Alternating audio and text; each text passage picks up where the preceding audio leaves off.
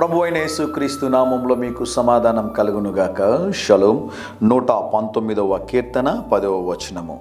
నా పూర్ణ హృదయముతో నిన్ను వెదకి ఉన్నాను. దేవుని నామానికి స్తోత్రం కలుగునుగాక. వాక్యం అంటది, నన్ను జాగ్రత్తగా వెతుకువారు నన్ను కనుగొందరు. పూర్ణ మనసుతో దేవుని వెతకాలి అంటే అర్థం ఏంటో తెలుసా ప్రియులారా?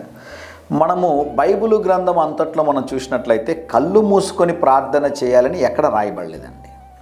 బైబిల్ గ్రంథం అంతట్లో కూడా కళ్ళు మూసుకొని ప్రార్థన చేయాలి అని ఒక్క రెఫరెన్స్ కూడా లేదు ఎక్కడ కూడా. అంటే నాకు తెలిసిన జ్ఞానాన్ని బట్టి చెప్తున్నాను. దయచేసి ఒకవేళ మీకు తెలిసి ఉంటే కింద కామెంట్లో రాయండి. నేర్చుకోవడంలో తెలుసుకోవడంలో తప్పలేదు కదండి. అయితే ఎందుకు కళ్ళు మూసుకోండి ప్రార్థన చేద్దాం అంటారు అంటే, తల వంచుకోవడము వినయం కొరకు. కళ్ళు మూసుకోవడం ఎందుకోసము అంటే డిస్ట్రాక్షన్ కలగకుండా ఉండునట్లుగా మనము ప్రార్థన మీద మన యొక్క మనస్సును లగ్నము చేయాలి అని, ప్రార్థన మీద మన దృష్టిని ఉంచాలి అని, మన దృష్టి వేరే వాటి మీద మరలకుండా ఉండాలనే ఉద్దేశంతో కళ్ళు మూసుకొని ప్రార్థన చేయమంటారు.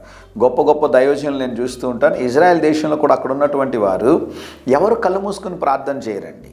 అయితే ఆశ్చర్యం ఏంటి అంటే, అక్కడ ప్రార్థన చేస్తున్న వారి దగ్గరికి వెళ్ళి మీరు ఏం మాట్లాడినా మీకు ఆన్సర్ చెప్పరు. పలకరించిన హలో సార్ కొంచెం జరుపుకుంటారా, మీరు ఏం చెప్పినా గమ్మున ఉంటారండి. కళ్ళు తెరుచుకొని ప్రార్థన చేస్తూ ఉంటారు. అంటే మనస్సును దేవుడితో అనుసంధానం చేసి ఉంటారు.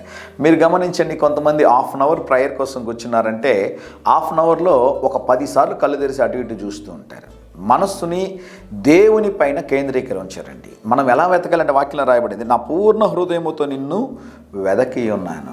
చాలామంది పూర్ణ హృదయంతో దేవుని వెతుకుతారు. ఎప్పుడో తెలుసా?